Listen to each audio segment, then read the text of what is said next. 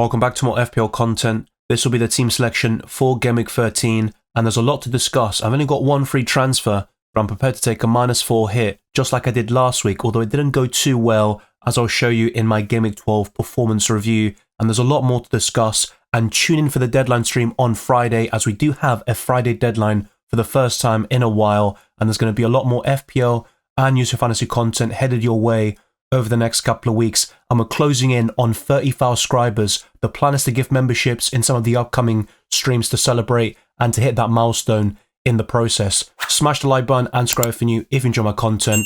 We're also looking to get this video to over 200 likes and to also build all our social media platforms like my Twitter and Instagram, DylanRCM, the Discord server, FPL League, Drafthound, as well as Spotify. There are links to all of those in the description below, and check out my Patreon and the challengeships by clicking the join button on YouTube or going to patreon.com/DylanRCM. Without further ado, let's jump straight into it.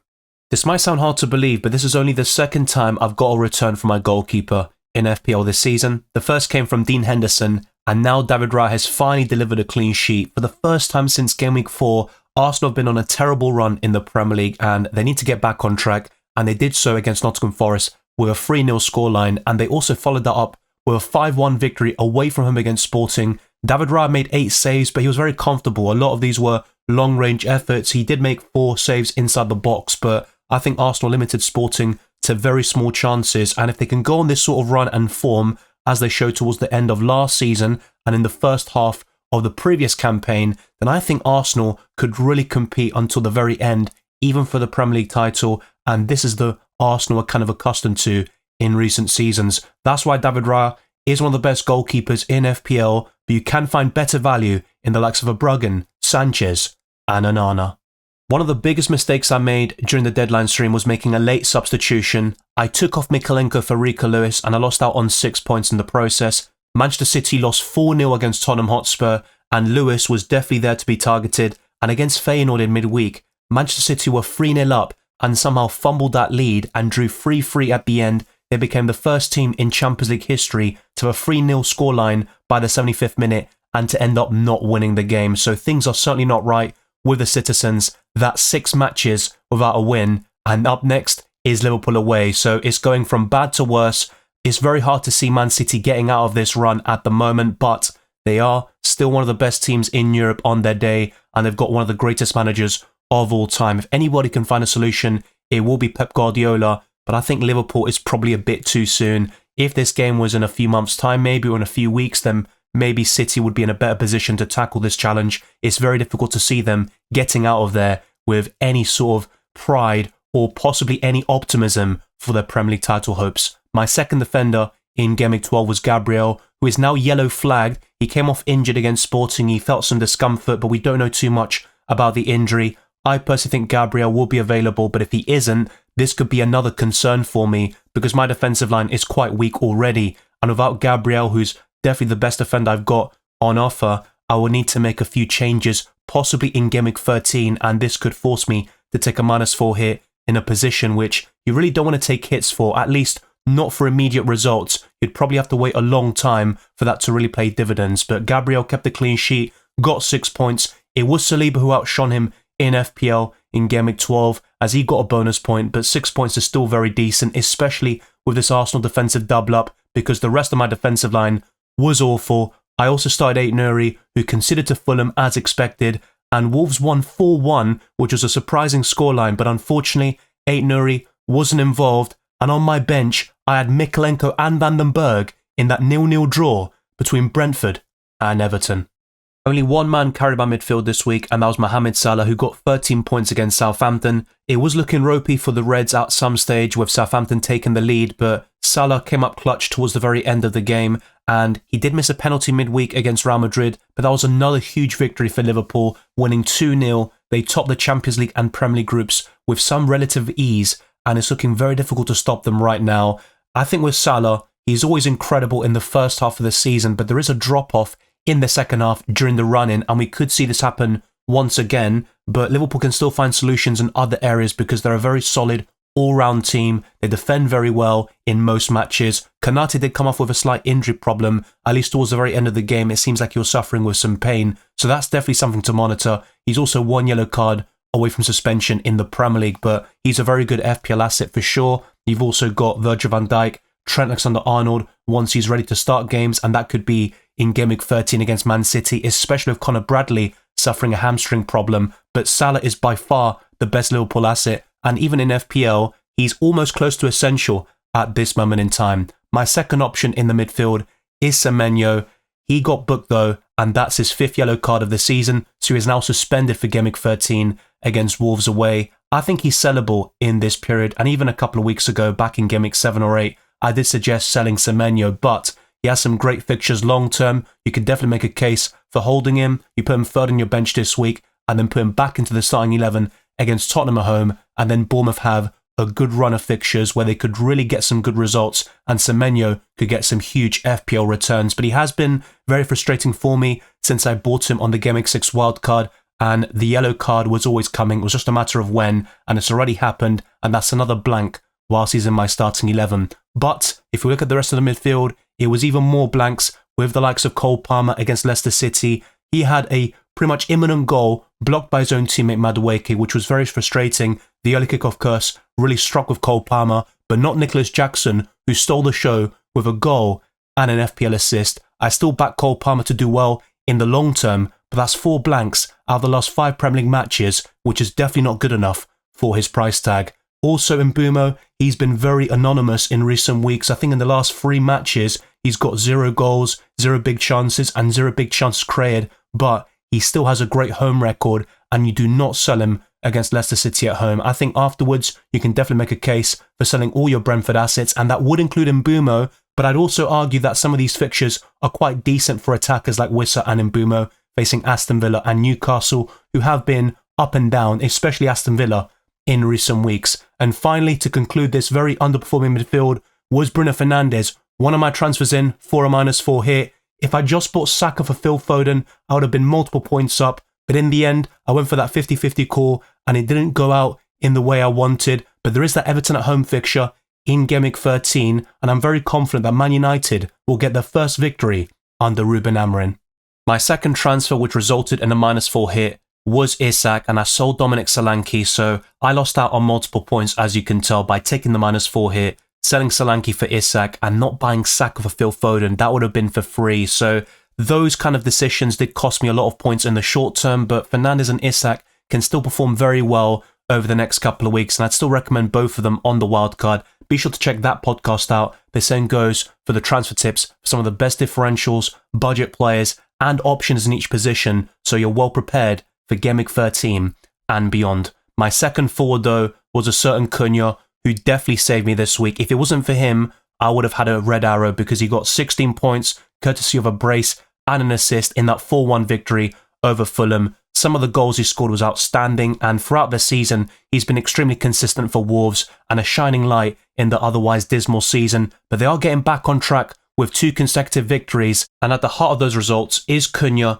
and there's a reason why he's a bonus points machine. Great underlying stats in terms of creativity, and there might be a huge overperformance with the goals, but I still back Cunha to do really well until Game Week 18 at least, when Wolves' fixtures turn for the worse, but he can do things in the bigger games and against those more difficult opponents. So I think Cunha could be a season-long hold if he continues this form. Of course, 16 pointers every week isn't going to happen, but if he can just tick along nicely and get those odd goals and assists in those difficult games, I think Cunha could be right up there in terms of the highest scoring forwards in FPL, and also offer insane value to really facilitate those premiums like Palmer, Salah and Saka in the midfield.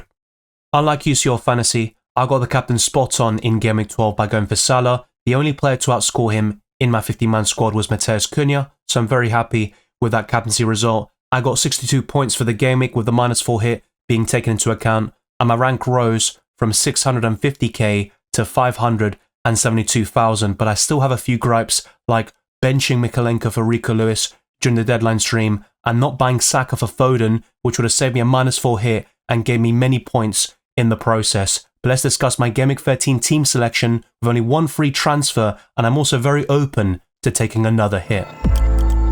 The backbone of my FPL team revolves around Arsenal, and that's certainly not a bad thing because they do boast one of the best defences in Europe, and they have been a bit shaky defensively this season, particularly in this competition, but They did show what they could do in the first couple of game weeks of the campaign, and David Raya was immaculate in that time frame. Apart from the Bournemouth game, I think David Raya has been consistently performing well for the Gunners. Even against Sporting with a goal conceded, he made 8 saves and was very commanding in his box, and he's just such a calming presence in that defensive line. So I'm very happy to go for the Spaniard against West Ham away.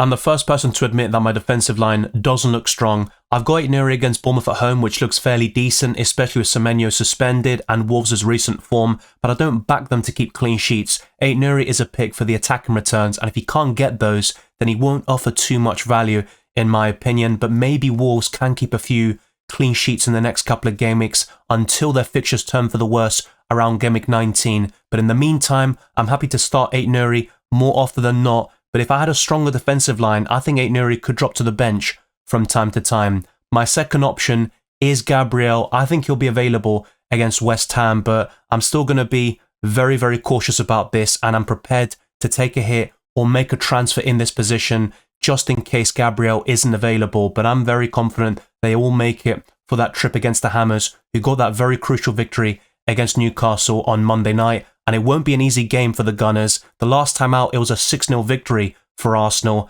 I would be very surprised if anything similar happened this time round. But to complete this defensive line, I'm going for Van den Berg, and I know he's not going to do anything here against the Leicester City side, who have sacked Steve Cooper and will now have a manager bounce. Even if they have an interim in charge over the weekend, I still think they could put in a much better performance and cause some problems for Brentford, who are very shaky defensively so far this season. My other options include Mykolenko away to Man United and Rico Lewis against Liverpool away. So honestly, I'm kind of forced to play Aït-Nouri, Gabriel and Van den Berg. On paper, this is one of the strongest midfields you could build for Game Week 13. Bruno Fernandes faces Everton at home, who can be resilient defensively, but Fernandes boasts a very impressive record against the Toffees, and if he can extend that in Game Week 13, I'll be very happy. He is certainly a captaincy option for the upcoming deadline, and he should definitely be in our thoughts for the armband. And I think that Everton at home fixture could prove some really positive results for Man United in terms of performance and also getting the victory on board and building some momentum heading into some very difficult games like Arsenal away in Game Week 14. Next up, though, is Cole Palmer, who hasn't been good enough recently, but he faces a Villa side without a win in 6 games, I believe, across all competitions, although they were very unfortunate against Juventus, as Morgan Rogers had a goal disallowed very contentiously at the very end of that game. But Cole Palmer is playing in a Chelsea side that are in 3rd position in the Premier League table, and with their run until the end of the year, they could enter a title conversation depending on how Liverpool fare in the next couple of game weeks. Speaking of which, I've got the talisman, Mohamed Salah, facing Man City. This is the perfect time to play the Citizens, but they are a wounded animal, and in football, you can be thrown surprises and curveballs, but Salah is certainly up there with the best captains this week, and there is no debate right now about Salah versus Haaland. There is a clear winner. Salah's outscored him by 50 points since Game Week 5. It is remarkable, especially considering the difference in price tag, and there is a reason why Salah has now risen to over 30 million in terms of price in FPL. But to complete this midfield line, perhaps for the last time ever, for a long while at least, it will be Bryan Mbeumo facing Leicester City, and I think Brentford are very impressive in home matches, and I do like their attackers like Wissa and Mbeumo, but they are sellable from Game Week 14 onwards, and this could be last chance saloon for these Brentford assets, and they could even enter the captaincy conversation.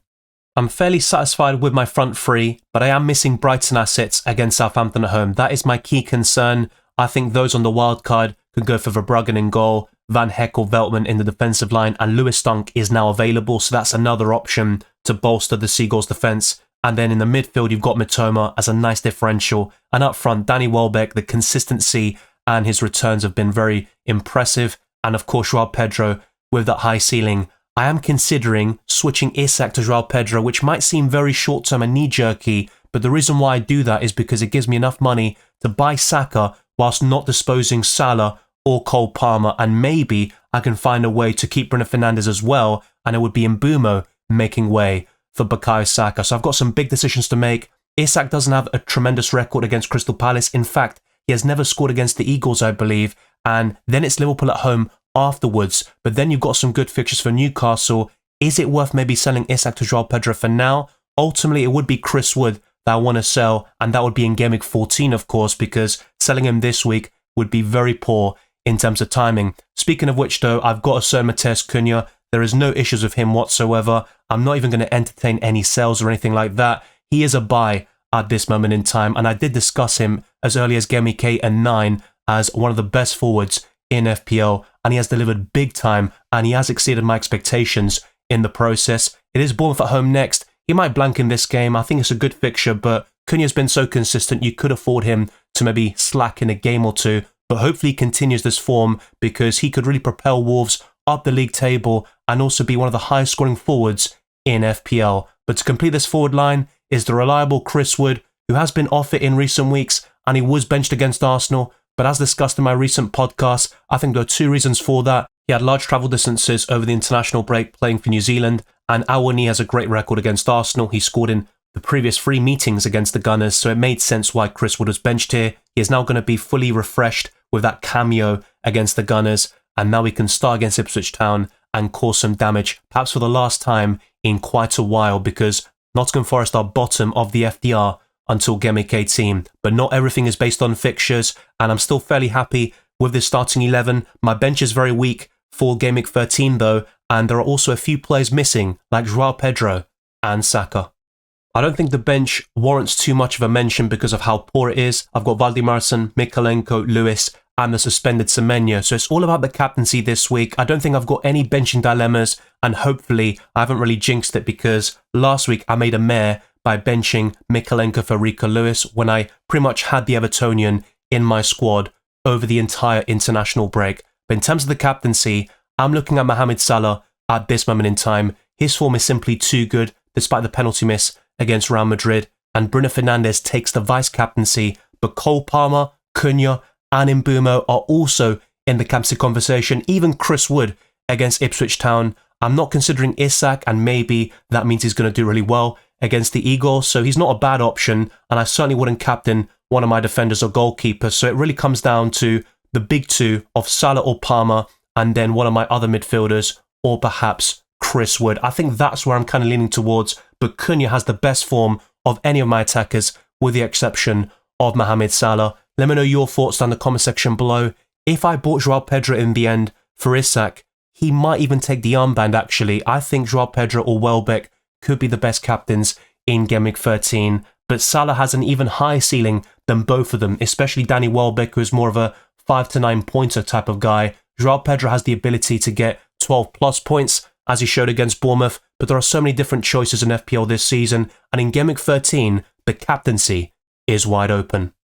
Check out all the links in the description below, including Drafthound. It's a great resource I've been using for over a year, and if you have watched my live streams and videos, you're probably well accustomed to Drafthound and their layout. So in terms of their transfer suggestions, they're recommending Lewis to Pedro Porro. I think that's a good move, to be fair, and despite the fact I'm not too keen on Spurs defenders, including the Spaniard, and with Vicario out injured for a long time, I think that's exacerbated even more, but he is certainly an upgrade on Rico Lewis, who is a big problem in my FPL team. Their second choice would be Ait Nouri to Porro, but I'm more interested in their third and fourth suggestions, which include selling either Chris Wood or Isak to Joao Pedro.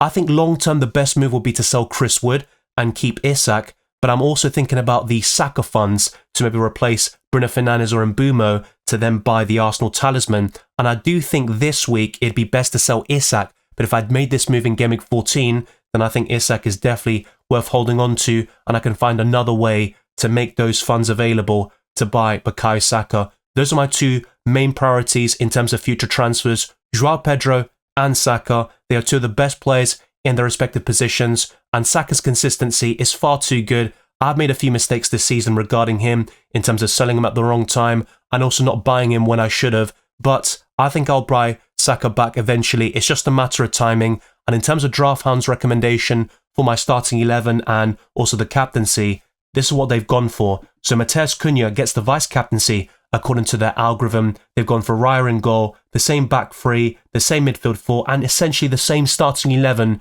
with Salah taking the armband, and on the bench they've gone for Valdimarsson, Mikalenko, Lewis and Semenyo. So I'm actually in complete agreement with Drafthound in terms of transfer plans and also how to order my bench. The captain and vice-captain, I mean, only a slight difference there, as I have vice-captain Bruno Fernandes at this moment in time. The expected points is 67.2, and the average ownership is 22%, which isn't too bad. Normally it's much higher, especially in recent seasons. I've only got 1.2 million in the bank, and that's why I'm going to make it a big mission to have enough money to buy Saka back without selling Palmer or Salah. Another website I'd highly recommend is FPL Team, which is completely free, and it's the perfect site and tool to visualize future game weeks. So if I buy Joao Pedro for Isak, I might even captain him, by the way. As I mentioned earlier, it'd be between him and Salah, and at the moment I'd favour Joao Pedro, but that could certainly change over the next couple of days. The expected points is roughly 60.4, and I'm left with 4.1 million in the bank after selling Isak, and what that means is I could buy Saka for Bruno Fernandes next week. But as I mentioned earlier, I might want to keep Bruno Fernandes actually and sell Mbeumo instead, with Brentford's fixtures turning for the worse. So that's something else I could do. The only downside to these transfer plans is I'd still have Rico Lewis and potentially in my starting 11 in Game Week 14 against Forest, which isn't the toughest of games from a defensive perspective, but Man City are vulnerable in any given game, and I think the way Forest play could be perfect to exploit City's weaknesses, as Forest are one of the best teams on the counter-attack in this Premier League season, and my defensive line in general needs bolstering. So even if I decide to wait a little bit, roll the transfer, or if I buy Joao Pedro and Saka over the next 2 game weeks, I think it's a priority of mine to also make a defender transfer if Konate gets booked against Man City, and of course there is a bit of an issue in terms of his fitness it seems, but he could miss the Newcastle game, and then he's pretty much primed as a very good FPL transfer for the long term. So I'd definitely be looking at him and all the other defenders I discussed in my recent transfer tips and wildcard videos, like Lewis Hall, Colwill, a Brighton defender like Van Heck or Veltman, maybe even Lewis Dunk. So there are a lot of different avenues for my FPL team, but certainly my biggest weakness is my defensive line, and I'm always trying to look at gaining a lot of value and also gaining points in the midfield and forward line, because that's where the high ceiling can be found, generally speaking. And Saka and Joao Pedro are also right in the top 3 in terms of my transfer targets, not just for Game Week 13, but also in future game weeks. Thank you very much for watching this video and listening to this podcast. If you enjoyed it or found it useful, then be sure to smash the like button and subscribe for new. Our aim is to get this to the 200 likes and to keep on pushing towards 5,000 subscribers and beyond. Follow me on Twitter and Instagram, DylanRCM, and check all the links in the description below for my Patreon and the championships, for links to my videos, amongst many other perks, the Discord server, FPL League, Drafthound, as well as Spotify. Leave a 5-star review on my podcast and follow me on Spotify. It goes a long way to support my channel. I wish you all the best of luck for Game Week 13 and the rest of the season, and I'll see you next time.